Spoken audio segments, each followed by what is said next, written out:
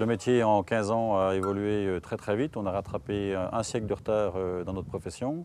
On est passé de machines strictement manuelles à des machines à commande numérique. Et puis également dans le process de travail avec des délais très très courts et s'adapter aux produits qui se vendent et aux produits qui se stockent.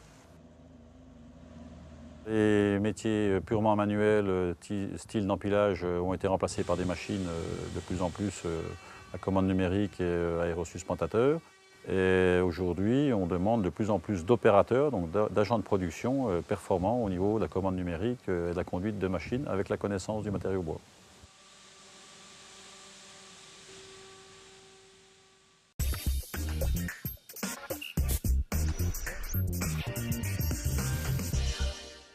Et aujourd'hui, bien sûr, les femmes intègrent nos métiers, mais pas suffisamment techniques, puisqu'aujourd'hui, elles intègrent beaucoup le commercial, elles savent parler les langues étrangères, également les postes achats, et un peu la production. Mais aujourd'hui, on peut très bien avoir des femmes scieurs de scie agrumes, puisque c'est un métier qui demande beaucoup de compétences et qui est dans une cabine, assis au chaud, climatisé l'été.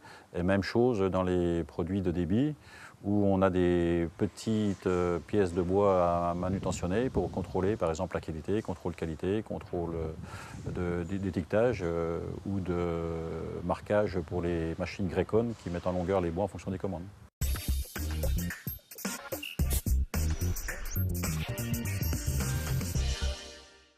Sur cette production-là, il y en a une partie qui est destinée à l'industriel, c'est-à-dire les fabriques de meubles, de cuisine, de parquet. Et puis dans les critères de qualité qu'on s'est fixés, ce qu'on a choisi de faire en Syrie, une grosse partie qui est destinée à l'artisanat. L'artisanat pour faire de la rénovation, pour faire des ouvrages d'art, pour faire des escaliers, des choses comme ça.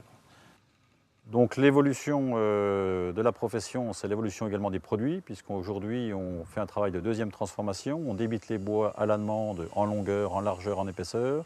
On les rabote sur demande. Et également pour la terrasse de piscine, on les vend soit en chaîne naturelle ou soit en chaîne thermochauffée, qui permet donc de remplacer les bois en provenance du Brésil. On peut mettre du frêne en thermochauffé qui a une résistance aussi bonne que des bois exotiques style IP. Voilà, donc on est très content qu'on avance aussi sur ces produits-là, parce que c'est des produits avant qu'on ne pouvait pas vendre. On ne pouvait pas vendre du frêne pour mettre en extérieur, et aujourd'hui, grâce à ça, on arrive à vendre des avivés frêne pour faire des lames terrasses en extérieur.